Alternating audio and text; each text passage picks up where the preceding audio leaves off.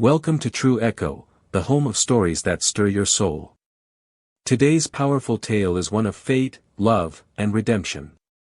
It begins on a sun-scorched road where a self-made millionaire woman with a broken-down Porsche meets a humble young black man with nothing but his toolkit, and ends with a declaration that shocks the nation.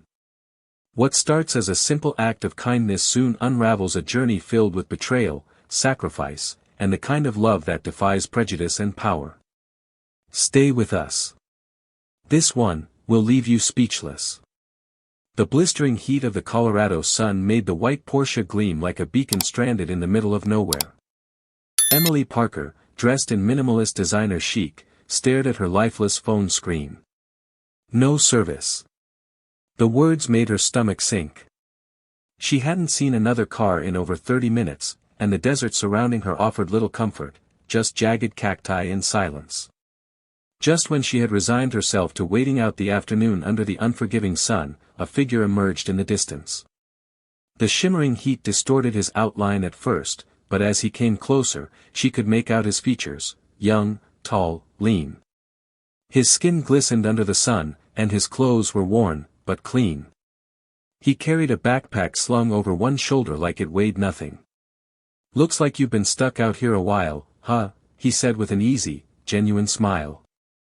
Emily hesitated, unsure of how to respond to the stranger. Everything her upbringing had taught her said to be cautious. Yet there was no menace in the boy's face, only sincerity.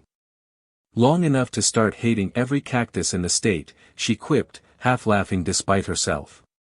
"Mind if I check your tire?" he asked. Still unsure, she gave a slow nod. He dropped his backpack and pulled out a pair of gloves and a small, battered toolkit. There was a rhythm to the way he worked, focused, efficient, precise. Emily found herself watching him, hypnotized by the ease of his movement, the way he carried himself like someone who knew what it meant to earn trust instead of expect it. "Do you often help strangers like this?" she asked.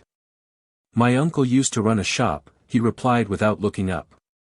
"Taught me everything before he passed." When he was done, she instinctively reached for her wallet. But he raised his hand. "Don't worry about it. I'm just glad I passed by at the right moment." That moment, those words, did something to her. In a world where everything came with a price, his refusal shook her. He didn't even ask her name. And yet his was etched in her memory the moment he turned to leave.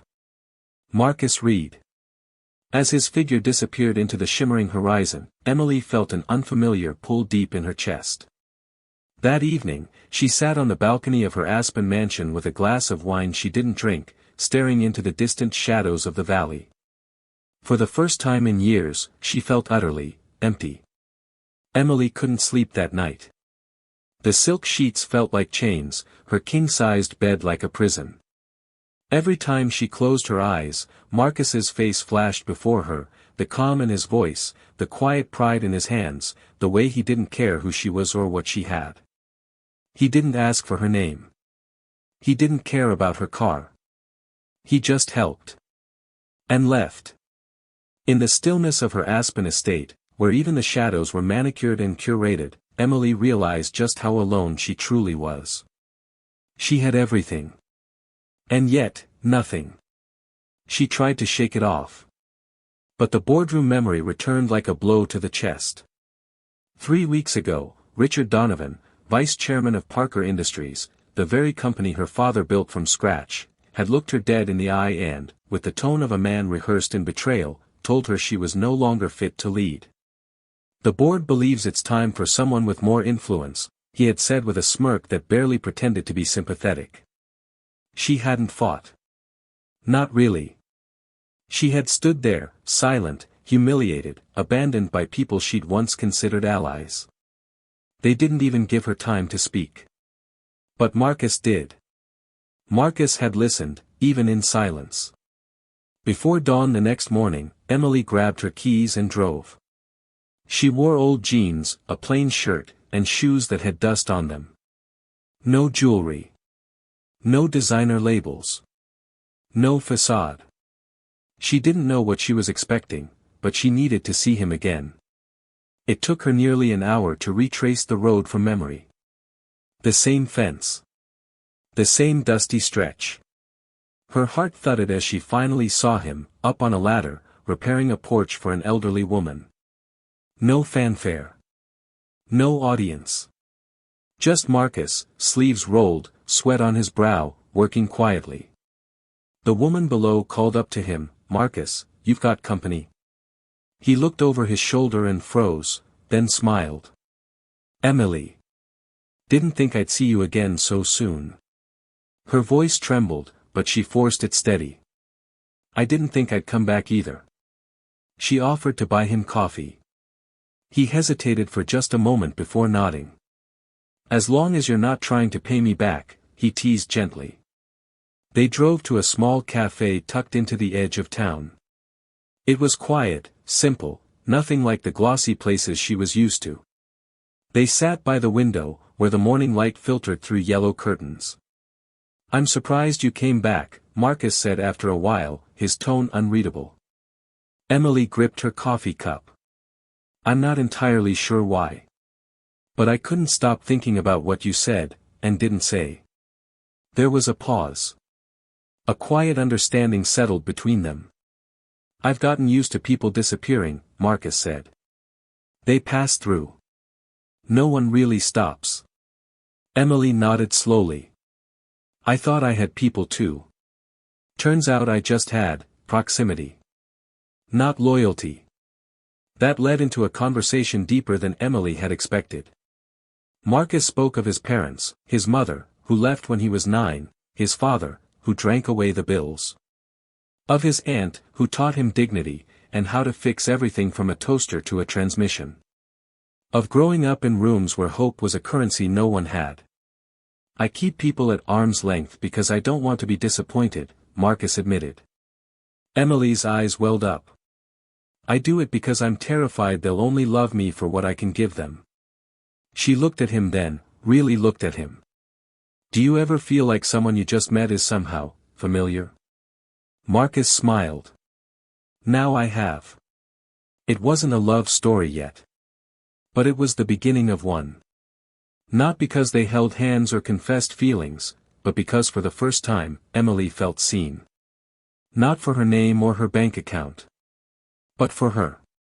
She leaned forward slightly and said, "Marcus, I want to do something that matters. Not just for me. For people like your aunt. Like you. I want to build a center, one that teaches kids how to live, not just how to survive."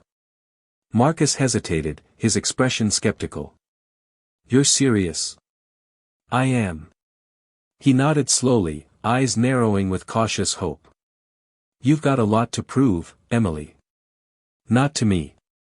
But to yourself." Her reply was quiet but firm. "Then help me do it right." They left the cafe that morning not as lovers or partners. Not yet. But as two people holding the faint outline of something that could be more, a vision. Something real. In the days that followed, Emily poured herself into the project with a clarity she hadn't felt in years. The plan for the community center, vocational training, financial literacy, mentoring, and mental wellness, was no longer an idea. It was a mission. But even missions need foundations. And she had just lost hers. Her name still held weight in some circles, but after publicly stepping away from Parker Industries, the media had been relentless. Heiress in crisis. From boardroom to breakdown. Rumors swirled that she was mentally unfit, emotionally unstable. Some suggested she was just chasing a PR stunt. Marcus, meanwhile, remained cautious.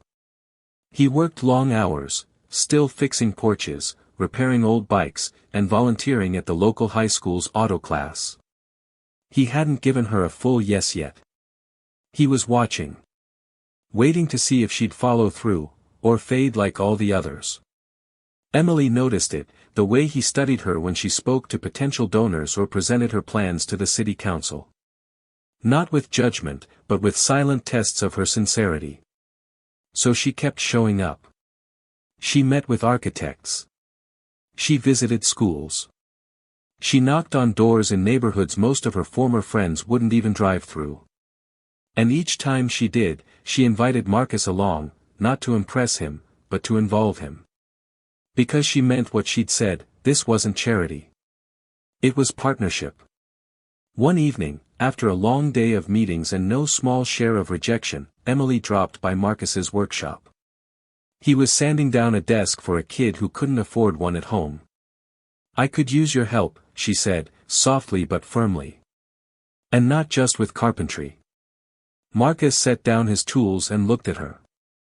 "Emily," he said carefully, "do you know how many times I've seen people like you show up, wave a check around, and then disappear when the photo op's over?"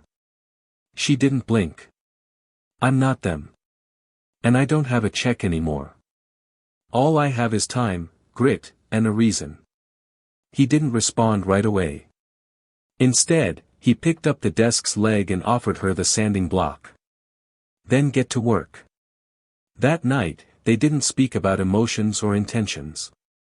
They just worked side by side in the sawdust-scented shop, sanding and smoothing wood, until there was nothing left between them but the rhythm of shared effort. The next day, Marcus showed up with sketches. "I was thinking about your layout," he said casually. "If we move the workshops toward the back and open up the front for a multi-use space, you'll get more natural light. Might make the kids feel safer too." Emily blinked. "You were thinking about the layout?" "I didn't say I wasn't in." For the first time in weeks, she smiled without reservation. "Welcome to the team."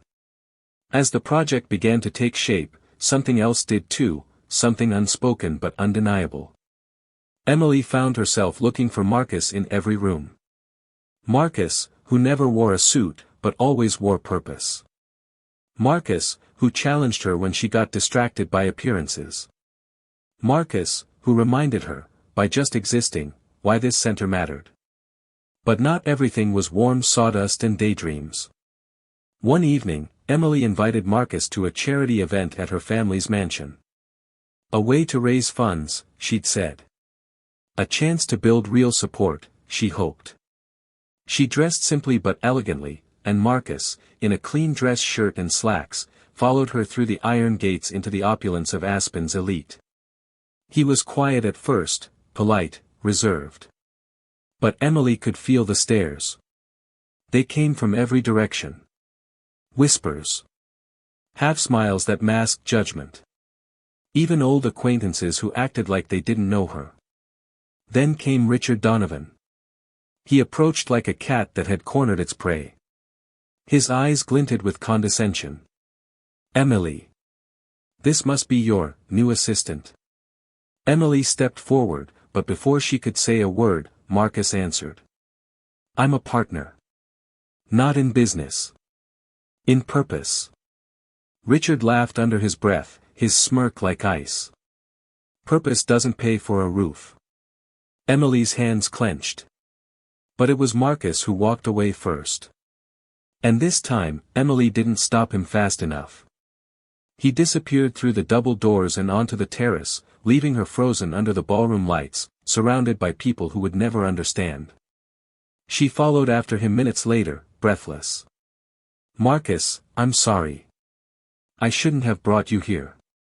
"No," he said quietly. "You just shouldn't have stayed quiet when they treated me like less." That hit her harder than any headline ever had.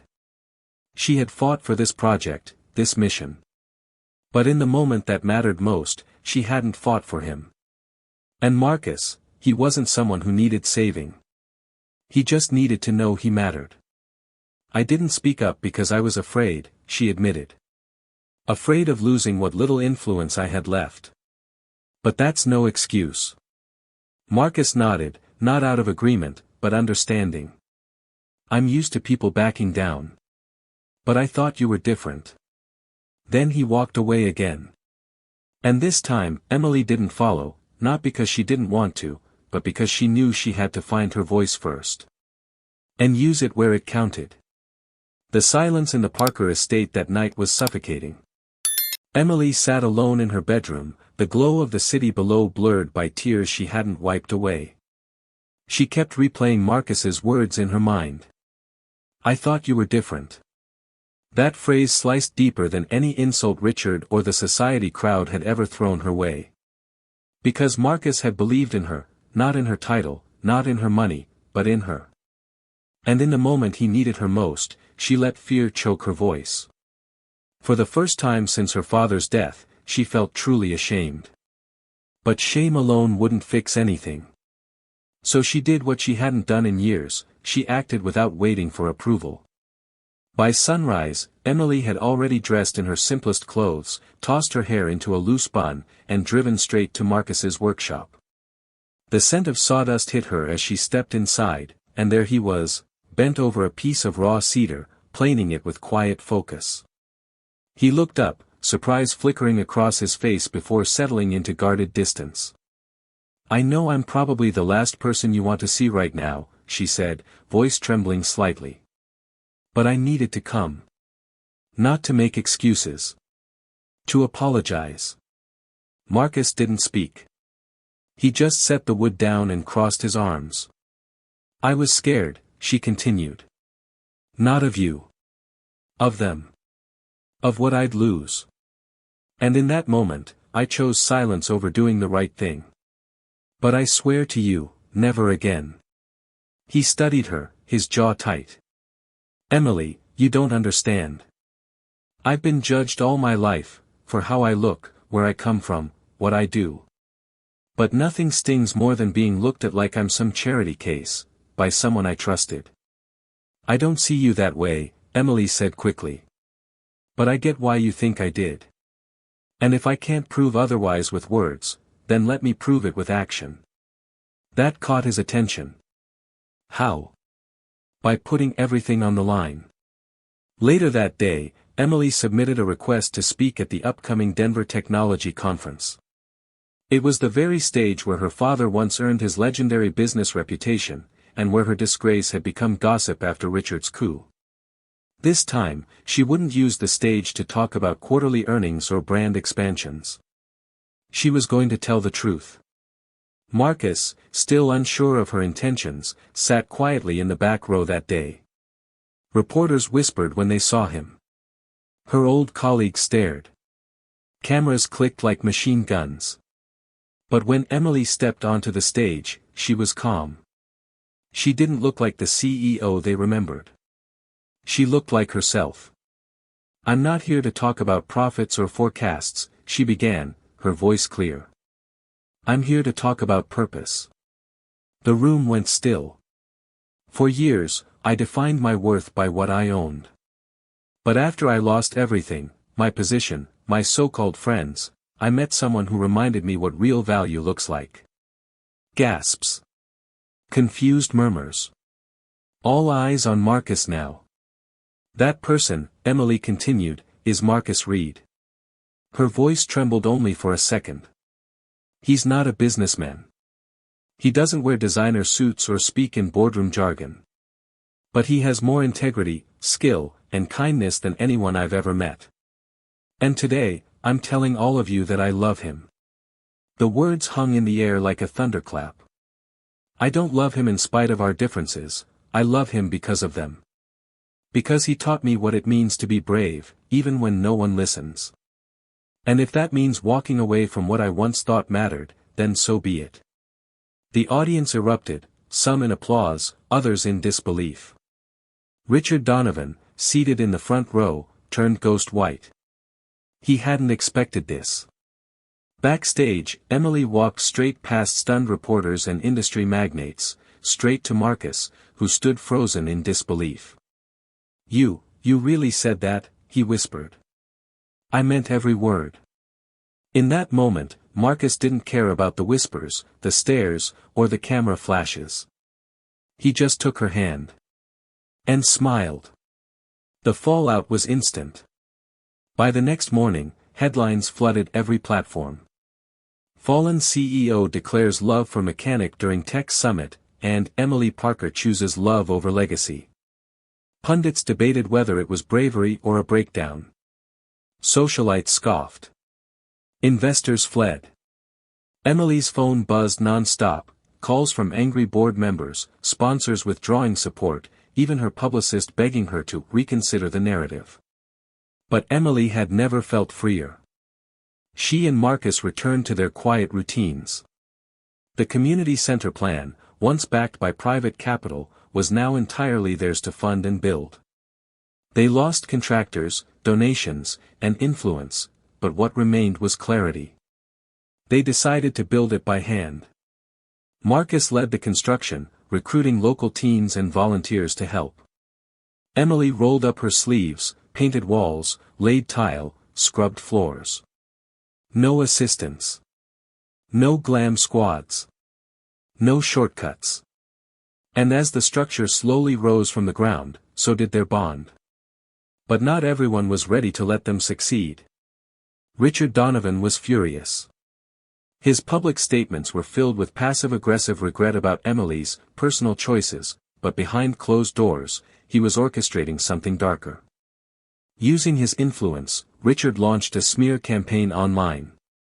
He planted false stories about Marcus's criminal record, which didn't exist, accused Emily of financial fraud, and pressured local officials to delay permits for the community center.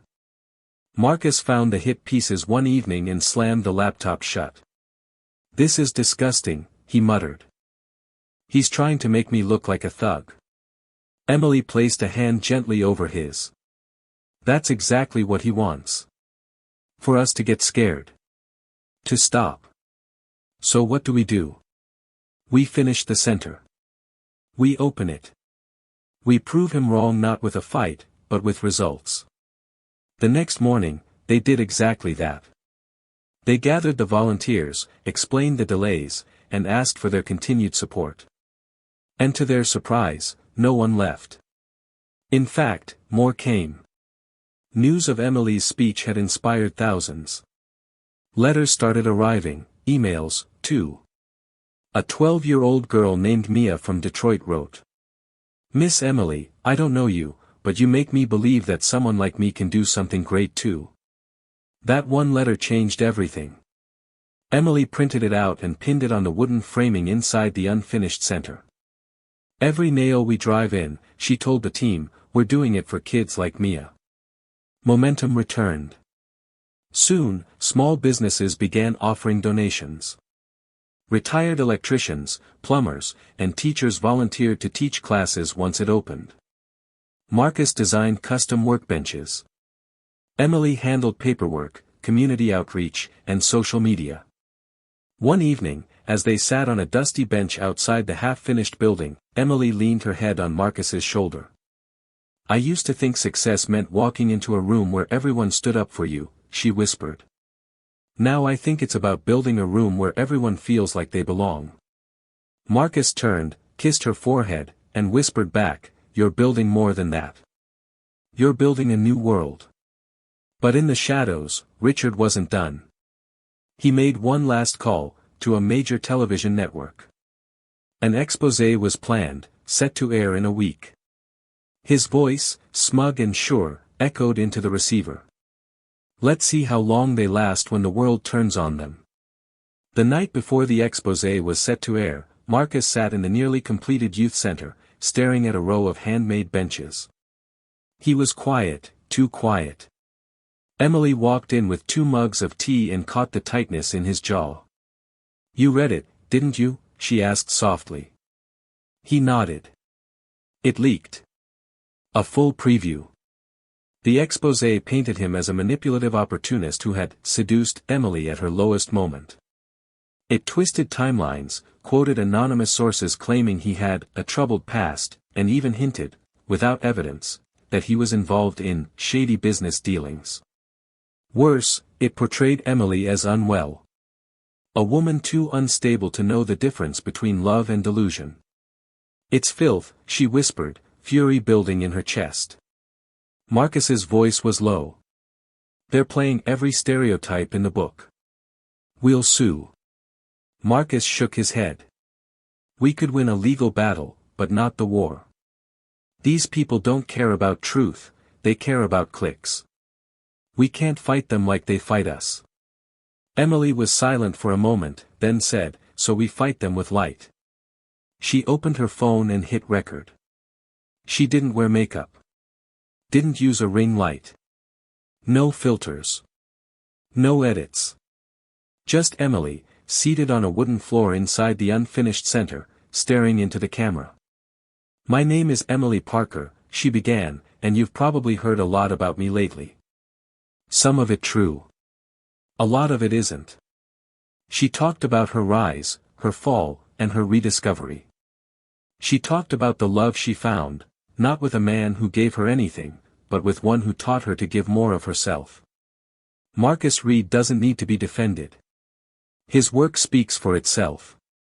But I'll say this, if you think his skin, his past, or his lack of a pedigree makes him less than me, then you never really knew me at all. She ended the video with a slow pan of the center, walls painted by kids, shelves made from scrap, a mural in progress that read, "We rise together." The video went live at midnight. By morning, it had 4 million views. Within 48 hours, the exposé was buried by public backlash. Celebrities reposted her clip. Activists rallied. A major network anchor even opened their evening segment with, "Perhaps we've underestimated what integrity looks like." And then, an anonymous donor pledged $1 million to finish the center. No strings. Just belief. Marcus found Emily that night standing at the edge of the mural, paintbrush in hand, tears clinging to her lashes. "Do you think it's finally enough?" she whispered. He walked over, took the brush from her hand, and dipped it in gold paint. "No," he said with a smile, "I think this is just the beginning." Together, they finished the final stroke on the wall. The grand opening was scheduled for the following Saturday. Invitations went out. Local kids were already lined up to register for classes. Parents signed up to volunteer. Vendors donated food, music, decorations. And the center itself? It shone. Wood floors glistened under natural light. Desks handcrafted by Marcus lined the classrooms. Emily's office was modest, just a desk, a whiteboard, and a cork wall full of letters from kids across the country. It was everything they dreamed, and everything no one thought they'd build. But on the night before the opening, Marcus surprised Emily with something she never expected. A ring. Not in a box. Not on one knee. Just resting quietly in the center of her palm. "You once said real success isn't about people standing for you," he said, voice trembling. "It's about building a room where people belong." He paused. "Well, you built that. And I want to spend the rest of my life building with you." Emily didn't speak. She didn't have to. Her arms wrapped around him, and in that moment, with sawdust on their clothes and hope in their hearts, they kissed like the world had finally exhaled. Saturday morning arrived beneath a sky so blue it felt symbolic. There wasn't a cloud in sight as children, parents, volunteers, and city officials streamed toward the brand new Rise Together Community Center. The parking lot overflowed. Laughter echoed. Music played softly from a live jazz trio made up of local high schoolers. Inside, banners lined the walls, "Empower. Educate. Elevate." Emily stood by the front entrance, smiling so wide her cheeks hurt. She wore a simple navy dress, her hair curled softly around her shoulders. No diamonds. No designer heels. Just purpose, and the quiet strength that had carried her here. Marcus, dressed in a crisp button-down and dark slacks, stood beside her. One arm gently around her waist. He didn't like crowds, but today, he stood tall. Proud. As people poured in, many recognized them instantly. But instead of whispers or judgment, there was something else. Respect. A young boy, maybe 10, tugged on Marcus's sleeve. "Are you the guy who built the desks?" Marcus chuckled. "I am." The boy beamed. "They smell like trees." "I like it." Emily knelt beside the boy. "What's your name?" "Jalen." "Well, Jalen," she said, "those desks are for kids like you, kids who are gonna do big things. His face lit up. I'm gonna be a coder. And maybe a rapper too. Why not both? Marcus said. At noon, the ribbon-cutting ceremony began. A podium was rolled onto the front steps. Emily took the mic. I used to think legacy meant inheriting something from the past, she began. But Marcus taught me legacy is something you build, together, with your own hands. She nodded to him, and the crowd applauded.